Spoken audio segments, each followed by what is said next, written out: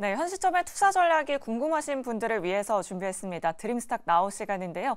자, 오늘은 멀린78의 이민우 대표님 나와주셨습니다. 대표님 어서 오세요. 안녕하십니까. 네, 대표님 정말 오랜만에 뵙는 것 같아요. 네, 오랜만에 같이 하게 됐네요. 그러니까요. 네. 오늘도 많은 인사이트 부탁드리도록 하겠습니다. 네, 알겠습니다. 자, 일단 미국 증시 개장 전 분위기부터 확인을 해보도록 할게요. 네. 일단 지금 선물 지수는 좀 상승을 해주고 있는데 네. 전일 미국 증시 리뷰부터 해보도록 하겠습니다. 네. 사실 어제 이 시간에 증시는 좀 상승 출발을 했었는데 네.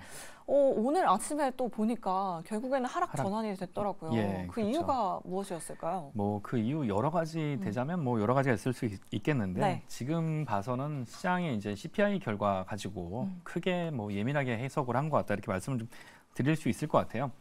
뭐 CPI 예상치가 뭐 이제 전년 대비해서 헤드라인이 네. 그 3.6 정도 예상했는데 그거보다 0.1% 높았죠. 네. 3.7 나온 거 가지고 지금 뭐 시장에서 그거 보고 인플레이션 꺾이는 거 안 꺾이는 거 뭐 이런 얘기를 하면서 좀 예민하게 반응을 한 것 같고요. 거기다 뭐 여러 가지 이슈가 있죠. 뭐 전쟁도 난다 그러고 유가도 올라갈지 뭐 이 상태가 유지가 될지 뭐 이런 요인도 있는데다가 이렇게 된다 그러면 사실 미국이 장기채 계속 찍고 있는데 채권 수량이 늘어나게 되면 결과적으로 인플레 뭐 결국에는 이제 유동성 늘어나게 되는 거니까 인플레 이거 뭐 얘기가 이제 잠잠해지는 게 맞냐 뭐 이런 식으로 또 뭐 핑계를 좀 대는 것 같아요. 그래서 이제 CPI 결과에 좀 민감한 결과를 좀 보였고 그래서 뭐 이제 채권 금리 같은 경우는 이제 10년물이 전일보다 한 0.13% 오르고 달러 인덱스도 전일보다 상승하면서 뭐 장 초반 미국 장 초반은 상승하는 분위기였다가 결과에는 하락하는 그런 모습이었는데 네. 근데 FOMC에서는 그렇게 뭐 이제 내용으로 봐서는 시장에 나쁜 영향을 줄 만한 얘기는 없었던 걸로 우리 그러니까요. 판단해 볼 수가 있잖아요. 네.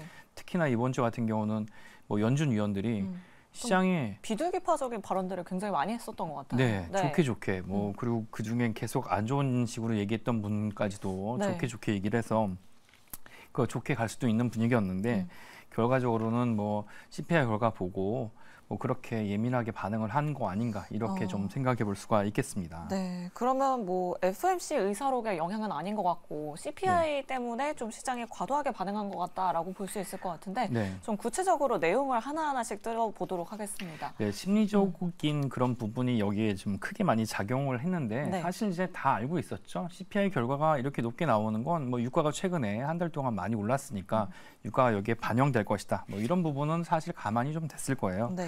근데 주요 어떤 배경으로 봤을 때는 지금 가장 크게 작용한 게 주택 임대료 부분입니다. 주택 임대료 부분이 굉장히 상승을 해서 인플레이션보다 더 높게 가게 되면 결국엔 이게 인플레이션 잡는 거에 뭐 어려움 있는 거 아니냐 뭐 이런 얘기를 좀 하는 것 같아요.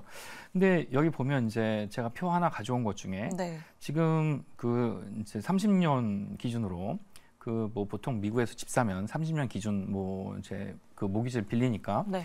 이게 가장 많이 오른 숫자를 보이고 있어요. 계속 오르고 있는 모습을 보이고요. 지금 7.5%를 넘고 있으니까 얼마나 많이 올랐는지 뭐 예상을 하실 수가 있을 겁니다. 이렇게 올라가게 되면 사실 뭐 집을 사는 게 굉장히 부담이 되고 집을 사는 게 부담이 되니까 뭐 집 사는 걸 미루게 되고 그러면 건설 경기가 가라앉게 되고 결국엔 집 사는 것보다 뭐 건설 경기도 가라앉고 결국에는 이제 임대료 그러니까 뭐 그 월세를 많이 내게 되면 뭐 이제 그 집을 신규 주택을 사는 사람보다 이제 그 렌트해서 사는 사람이 많아지게 되면 네. 지금의 어떤 렌트비가 사실 그게 올라오기는 쉬워도 내려가기는 어렵잖아요. 네. 뭐 보통 이제 강남 같은 경우에 보면 강남역 사거리 주변에 굉장히 대형 빌딩에 공실 임대 이렇게 많이 써 있지만 네. 그거를 저렇게 공실이 많이 나 있으면 임대료 깎아주면 되지 않아? 그렇게 하지만 그 말 들어보셨죠? 렌트 프리. 네. 예. 뭐 렌트료 그 임대료를 6개월 1년 안 받아도 임대료는 낮출 수가 없다. 왜? 임대료를 낮추면 건물 가치가 내려가니까. 그러니까요. 예, 그런 어떻게 보면 이제 굉장히 강한 지지가 있기 때문에 네. 이렇게 올라간 임대료는 낮추기가 좀 어렵겠죠. 그러니까 이제 그러니까요. 모기지 금리도 지금 7.5%가 넘어간 상황에서 이게 이제 크게 더 영향을 줘서 결과적으로는 임대료 많이 내면 쓸 돈이 없어지게 되니까 이거 경기에 악영향 주겠다. 뭐 소비 못 하니까 내구재 소비도 안 되고 소비재도 쓸 수가 없으니까 뭐 이렇게 좀 볼 수가 있는 것 같고 또 하나 여기에 이제 보는 것 중에 뭐 이제 그 그 어떤 고용 시장에서의 문제도 뭐 많이 해결이 됐는가 안 됐는가 이거에서도 굉장히 이제 뭐 예민하게 굴었던 것 같아요. 네. 그래서 고용 시장이 이걸 따라가냐 못 따라가냐. 고용 시장에서 뭐 이 그 임대료 상승 부분을 따라가면 다시 계속 돈이 풀리는 거니까 인플레이션 뭐 계속 되겠네. 네. 만약에 고용 시장에서 임금을 또 못 주면 그러면 쓸 돈이 없어서 경기가 침체되겠네. 네. 이렇게 이런 부분으로 해석을 한 게 아닌가 이렇게 추측을 해보고요. 어제 하루 이제 공교롭게 CPI 나오면서 뭐 이렇게 그 시장 약세를 보인 것에 대한 해석은 이 정도로 할 수가 있을 것으로 생각을 좀 해볼 수 있겠습니다. 네, 알겠습니다. 그렇다면 좀 이렇게 높게 나온 CPI가 좀 10년물 국채 금리를 좀 자극했고 또 달러 인덱스도 올렸다라고 볼 수 있을 것 같은데 좀 구체적으로 자세한 내용을 좀 해석해 주실 수 있을까요? 네, 이게 뭐 아시다시피 이제 국채 많이 찍으면 네. 뭐 그게 이제 국채를 많이 찍는다는 건 이제 돈을 빌리겠다는 얘기잖아요. 그러니까 이제 이제 국채 공급이 늘어나게 되면 국채 가격이 내려가고 그러면 이제 금리를 끌어올리는 역할을 하게 될 텐데 사실 뭐 연준에서는 지금처럼 국채 금리가 이제 계속 장기 금리가 높게 유지가 되면 연준에서는 국채 금리를 그러니까 이제 기준 금리를 올릴 이유가 없다. 단기 네. 금리를 올릴 이유가 없다. 이런 식으로 어떤 뉘앙스도 좀 보이고 그랬던 것 같은데 이런 주식시장 자체 지금 우리가 관심을 갖고 있는 뭐 미국에서 어떤 좋은 이슈가 있으면 국내 시장에도 영향을 미치고 있으니까 우리도 굉장히 이거에 대해서 어떻게 보면 계속 집중을 할 수밖에 없는데 주식시장 자체의 이슈보다는 외부 요인에 의해서 좀 흔들리는 부분이 있는 것 같아요. 뭐 사실 그 전쟁 나기 전까지 지난주까지 계속 금리가 내려가는 모습을 좀 보여서 네. 제가 단기적으로는 어떤 시장 심리, 그러니까 센티멘트가 더 중요하고 뭐 중기적으로 봤을 때는 뭐 그 정치적 상황, 네. 정책이 더 중요하고 국가적 상황이나 외교적인 그러니까 정치적 상황이나 정책이 더 중요하고 장기로 봤을 때는 기업에 대한 선택, 네. 그러니까 기업의 어떤 특징이나 뭐 경쟁력 이게 더 중요하다고 말씀을 좀 드렸었는데 이 상황이 뭐 어떻게 보면 그게 일주일 사이에 벌어졌다 이렇게 볼 수가 있는 거고요. 그 뭐 연준은 긴축해서 뭐 금리 올리고 뭐 자산을 정리하면서 네. 뭐 긴축을 하려고 했는데 한쪽에서는 뭐 통화량 줄어들지 않게 계속 네. 적자 재정하고 있죠. 내년 대선도 있고 하니까 아무래도 그 영향이 좀 있을 수밖에 없고 당연히 뭐 장기 금리 계속 그러니까 그 장기채 발행량이 늘어나게 되면 금리가 높아질 수밖에 없으니까 그런 것 때문에 뭐 시장의 어떤 그 외부 요인에 의해서 움직이지 않았을까 이렇게 좀 생각을 해볼 수 있겠습니다. 네, 참 요즘 시장 분위기가 계속 달라져서 어려운 네. 것 같아요. 사실 추석 연휴 이전까지만 해도 뭐 10년물 국채 금리가 계속 올라가서 뭐 긴축에 대한 우려가 조금 많이 나오고 있다가 네. 또 추석 연휴 이후에는 또 손바닥 뒤집듯이 또 분위기가 바뀌었거든요. 네, 근데 네. 또 어제 CPI가 나오면서 또 다시 또 뭔가 긴축에 대한 우려가 다시 또 나오고 있는 것 같은데 도대체 어느 장단에 그럼 맞춰야 하는 걸까요? 예, 사실 그 네. CPI 결과 때문에 긴축이 더 뭐 강화된다 이런 건 그거는 이제 기대할 수는 없을 것 네. 같고요. 그것과는 좀 관계가 없을 것 같고 CPI가 뭐 높게 나온 것도 아닙니다. 사실 뭐 그 3.6 예상했는데 3.7 나왔다. 그게 뭐 이렇게 큰 의미가 있는지는 모르겠어요. 근데 전반적으로 봤을 때 이게 이 그래프 하나 앞에 있는 거 보시면 뭐 이게 그 어린 왕자에 나오는 코끼리 그림 같기도 하고 네. 뭐 모자 그림 같기도 한데 전반적으로 이렇게 내려와서 뭐 우리 야구 모자 같이 이렇게 올라갔다 탁 내려오면 좋겠는데 살짝 올라가는 그런 모습을 보여서 네. 이거 정말 안 잡힌다. 완전히 잡았다 얘기 듣기 힘들다. 뭐 이건 이제 우리 다 예상할 수 있을 것 같고요. 연말까지는 안 잡히는 거 뭐 누구나 다 알 수 있을 것 같아요.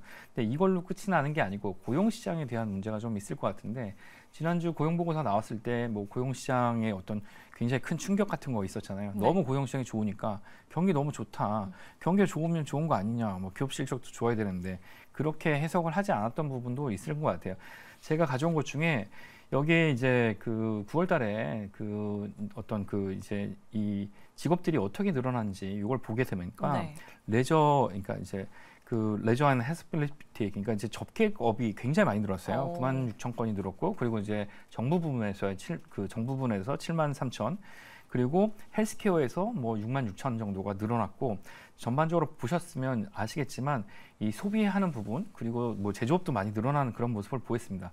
그러니까 전체적으로 줄어드는 거는 뭐 정보 부분 그러니까 이제 뭐 IT 부분에서 네. 뭐 테크 기업이 감원하는 거 말고는 이 일자리가 다 늘어났구나 이렇게 볼 수가 있는 건데 일자리가 이렇게 늘어나는 것도 한계가 있을 테니까 이것도 뭐 연말 가기 전에 이렇게 늘어나는 속도는 중단이 되지 않을까. 그러면 임금도 상승도 멈추게 되고 네. 이렇게 판단을 좀 해볼 수 있을 것 같아요. 그래서 지금처럼 뭐 시장을 계속 자극하는 인플레이션을 자극한다든가 뭐 긴축을 자극한다든가 그런 요인은 네. 결과적으로는 뭐 그 속도의 문제지 잡히고 있는 거기 때문에 네. 투자자 입장에서는 그걸 감안하고 투자를 하시는 게 맞을 것 같고요. 이게 시장 전체를 흔드는 요인은 되지는 않을 것 같아요. 더 이상은. 네. 근데 단지 뭐 이제 단기 이벤트가 계속 발생한다고 말씀드린 것들 그런 것들을 더 신경을 써야 되지 않을까. 예, 그렇게 좀 해볼 수가 있을 것 같아요. 말씀을 좀 드릴 수 있을 것 같습니다. 이제는 크게는 뭐 리스크가 없을 것 같다라는 그런 의견을 남겨주셨습니다. 그렇다면 이제 좀 국내 증시로 넘어와 네. 보도록 할게요. 오늘 국내 증시 아쉽게도 좀 하락세로 마감을 했습니다. 최근에 좀 외국인 투자자들의 매도가 눈에 띄는 것 같아요. 네, 그 이제 하나만 정장 드리자면 네. 이제 리스크가 없다고 말씀하셨는데 네. 단기 리스크가 없는 게 아니고 네. 리스크가 이제 우리가 알고 있는 큰 리스크, 인플레이션, 고용 뭐 이런 견인하던 그 리스크는 상존하는데 더 이상 그것 때문에 시장이 흔들리는 크게 흔들리지는 않지만 네. 작은 리스크들은 계속 돌발적으로 발생을 하고 있죠. 네. 근데 뭐 어떻게 보면 이제 국내 시장에서 오늘 뭐 주가 흐름도 작은 리스크 중에 일종의 어떤 그런 형태를 좀 보였다고 말씀드릴 수 있을 것 같아요. 가령 예를 들어서 뭐 말씀하신 대로 외국인이 계속 떠나는 거 아니야? 뭐 네. 이렇게 생각을 하죠. 우리가 싫어졌나? 근데 사실 우리가 싫어질 리는 없고 네. 뭐 미국 이제 뭐 시절이 뒤숭숭하면 보통 이제 안전자산으로 많이 쏠리잖아요. 네. 안전자산 하면 미국 달러나 미국 국채가 될 텐데 그쪽으로 돈이 가게 되면 당연히 이제 환율 원달러 환율 문제도 있고 그리고 또 아무래도 그 단기적으로는 그 안전한 자산에 쏠림 현상이 발생하기 때문에 그런 문제 때문에 우리 시장에서 돈을 빼는 그런 문제가 좀 발생하는 것 같고요.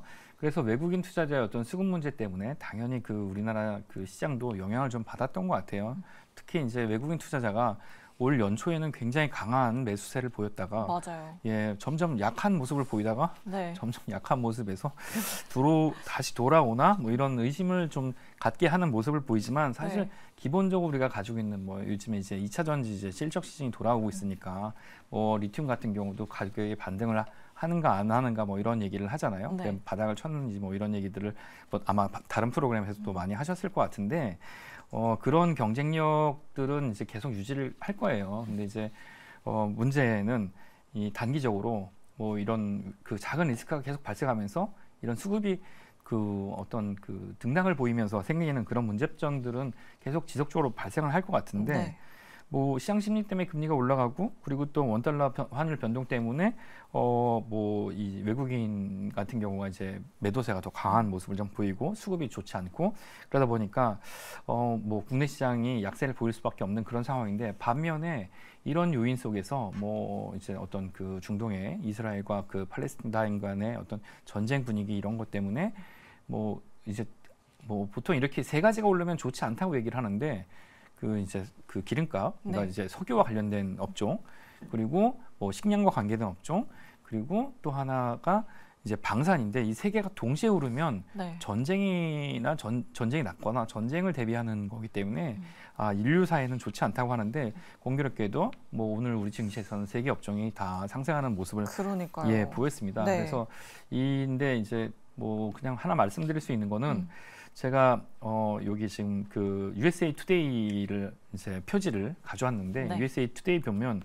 그 권한서님 한번 읽어주시겠어요? 이 표지? USA 예, USA 표지가 투데이에 제가 자료는 없는데 자료 제가 지금 요거 같이 이거 좀 띄워주시면 좋겠는데 네. The Israel-Hamas war has sparked many misleading claims online. Here's what has been misrepresented. 그래서 네. 그러니까 이제 이스라엘과 하마스 네. 전쟁 때문에 많은 이제 오해를 만들 수 있는 그런 것들이 이제 온라인상에 이제 떠돌고 있다. 뭐 네. 이런 얘기인데 이것도 뭐 지금 그런 거죠. 이런 단기적 어떤 이슈나 전망이 불확실한 상황에서 뭐 굉장히 많이 나오고 있는 거죠. 그러니까 이런 것 때문에 그 업종이나 아니면 업종 내에서도 그 나중에 돌아봤을 때는 이게 왜 올랐지 이렇게 의심해 볼 만한 그런 기업들이 급등하게 되는데 네. 그런 것들 좀 유의해야 될 타이밍이 아닌가 이런 생각이 좀 듭니다. 근데 뭐 반면에 국내 기업에서 뭐 삼성전자 같이 종합반도체 회사하면서 가전도 가지고 있는 회사는 약간 외면하면서 하이닉스에 대한 매수는 강한 편이잖아요. 네. 예, 그런 것처럼 이 기본이 강한 기업들은 뭐 결과적으로 봤을 때는 강한 모습을 좀 보일 텐데 이런 어떤 그 오해 소지가 좀 생길 수 있는 뭐 단발적이고 뭐 나중에 봤을 때 그거 허구였어 네. 이렇게 될 만한 그런 사실들에는 약간 그 속아 넘어가지 않는 그런 지혜가 좀 필요할 타이밍이기도 합니다. 국내 시장에선 더더욱 그런 이슈들이 더 그 재료들이 많이 발생하니까 그런 거는 좀 신경을 쓰셔야 될 것 같다는 생각도 좀 해봅니다. 네, 오늘 국내 증시에서도 뭐 흥구석유가 27% 넘게 상승했고요. 대성에너지도 16% 상승했는데 네. 지금이야말로 좀 주의해야 할 타이밍인 것 같다라고 이렇게 네. 말씀해 주셨습니다. 네. 사실 이런 것들은 짧게 네. 예, 좀 보실 트레이딩 수 있죠. 관점으로. 예, 그렇죠. 네. 이게 이제 뭐 길게 계속 뭐 거의 상한가에 가까운 상승세를 보일 수 있을 것인지는 사실 뭐 냉정하게 보시면 판단하실 수 있잖아요. 네. 이 프로그램을 보시는 시청자분들이라면 예, 그렇게 좀 생각해 보시는 게 좋지 않을까 예, 말씀드릴 수 있겠습니다. 네, 그렇다면 좀 반도체 업종을 아까 관심 있게 지켜보면 좋을 것 같다라고 이렇게 말씀해 주셨는데 네. 삼성전자도 3분기 잠정 실적 발표가 얼마 전에 있었잖아요. 네네. 또 SK 하이닉스로 최근에 좀 외국인의 수급이 들어오고 있고 네. 그럼 반도체 업종 내에서 뭔가 네. 좀 좋게 보고 계시는 기업이나 아니면 뭐, 좀 네네. 계속 반도체 업황 좀 좋게 보고 계세요? 예, 반도체 업황은 뭐 기본적으로 바닥권에 지금 들어와 있다 이렇게 볼 수가 있겠고요. 네.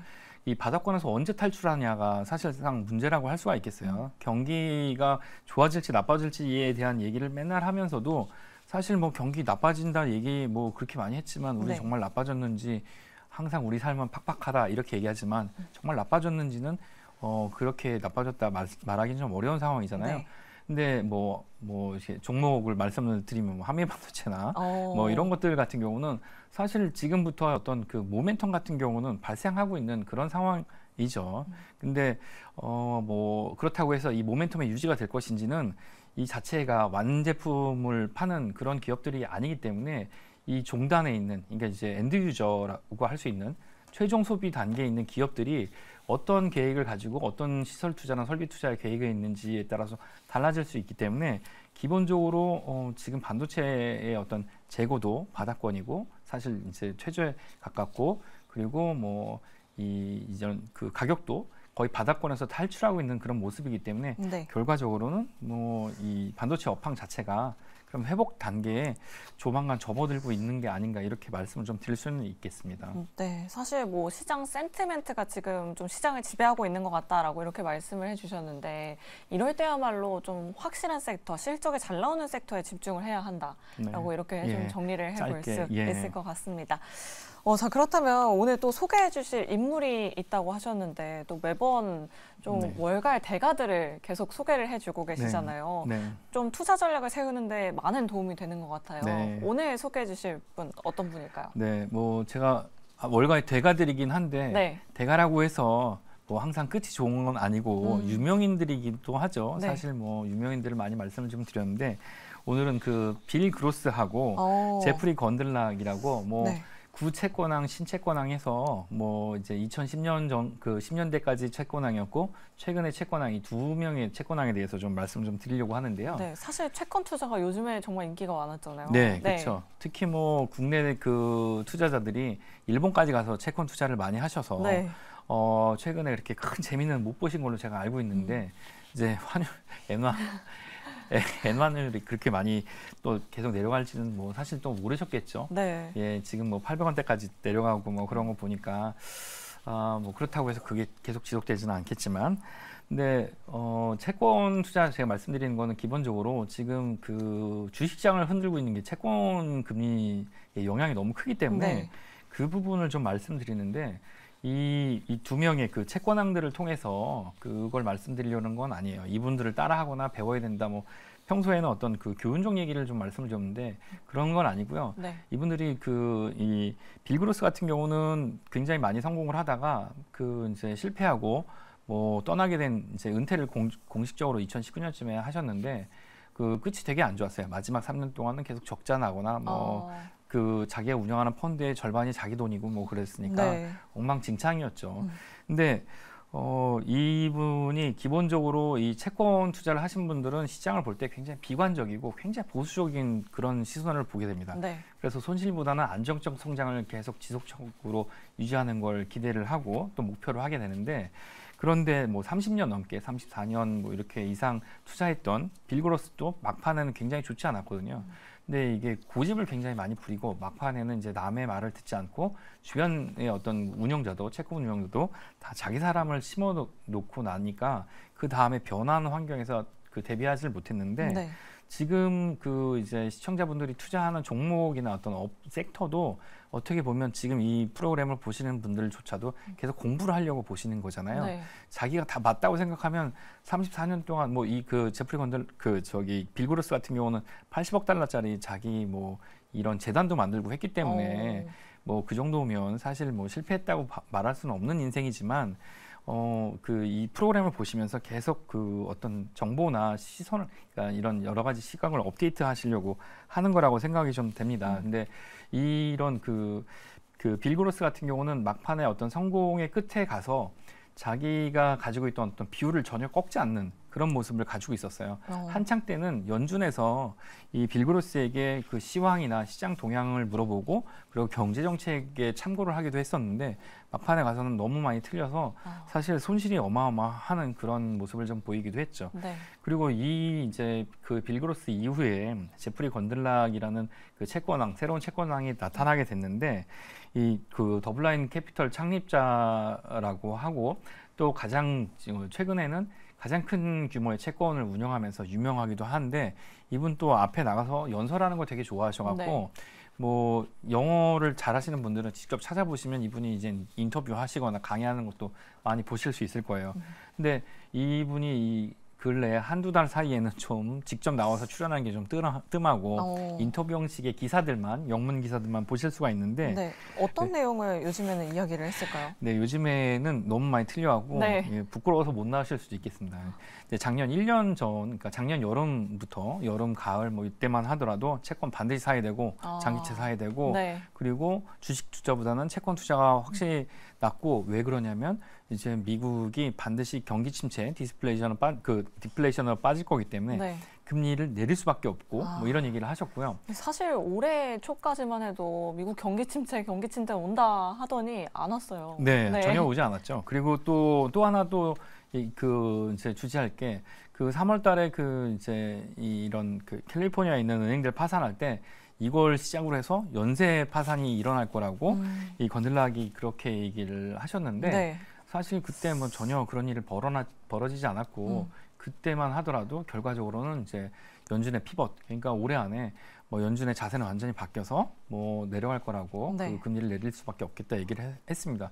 그러니까 뭐 전혀 맞지 않는 그런 전망을 댔고, 그리고 그런 것도 있었죠. 뭐 연준의 기준금리는 5%가 넘는 일은 불가능한 일이다. 네. 있을 수가 없다. 이런 얘기도 사실 하고야 했었는데, 네, 이미 넘었잖아요. 예, 네. 그렇죠. 이미 넘었죠.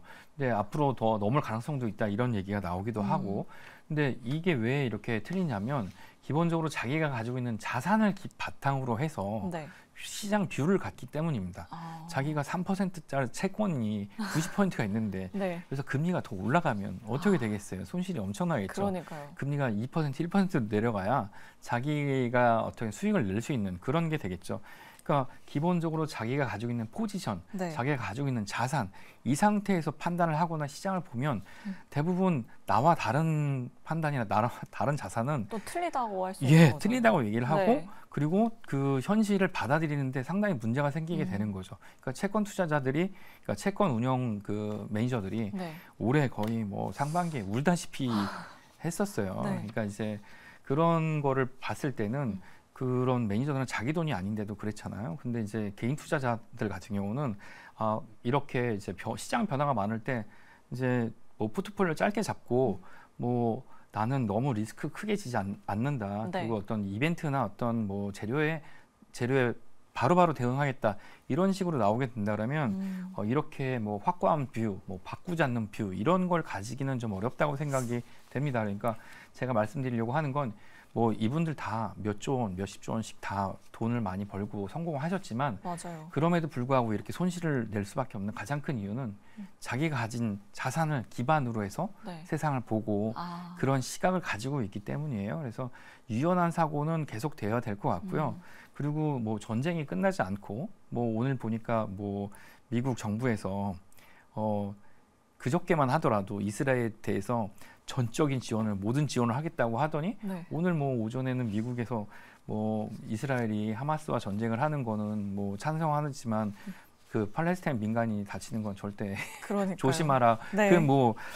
그 얘기는 이제 그만하라는 얘기인 것으로 음. 보이게 됩니다. 그러니까 이 전쟁도 전쟁 이슈가 과연 이게 아주 오랫동안 그 이제 준비가 됐다가 계속 지속될 수 있는 그런 재료인지 이런 걸 판단하시면서 그리고 그 현재 가지고 계신 그 자산과 그 현재 상황을 좀 같이 복합적으로 보시면서 판단을 하셨으면 좋겠다는 그런 말씀을 드리기 위해서 네. 이 제프리 건들락하고 빌그로스 채권왕의 얘기를 가져왔고요. 이분들이 지금 뭐 두 분 다 실패하신 건 아니지만 네. 명성에 금이 가게 된 건 그러니까요.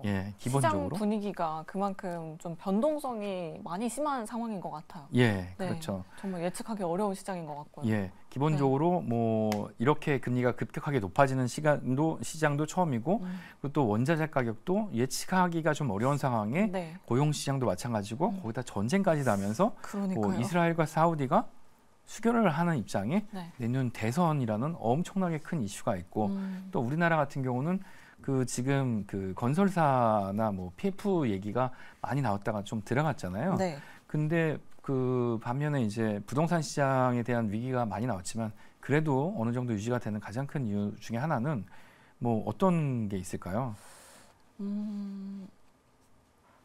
어떤 게 있을까요? 네, 내년 대선, 그러니까 총선이 있으니까 네. 아무래도 시장에 어떤 그런 변동성을 주고 싶어 하지는 않는 강력한 정책 의지가 네. 시장에는 반영이 될 거라고 판단해 수가 있겠죠. 네, 뭐 대선이나 전쟁 리스크, 뭐 긴축에 대한 이슈도 아직 끝나지 않았고요. 뭐 짚고 넘어가야 할 부분이 굉장히 많은 것 같습니다.